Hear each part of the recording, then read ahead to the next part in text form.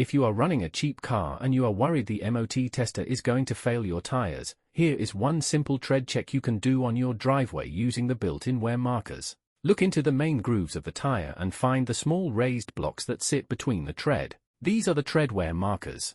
They show you where the legal minimum tread depth is. Check across the whole width of the tire. If the rubber around those blocks is almost level with them, your tread is getting close to the limit and you should be planning for new tires. If the tread is actually worn down to the blocks, the tire is at the legal limit and it needs changing before the M.O.T. test.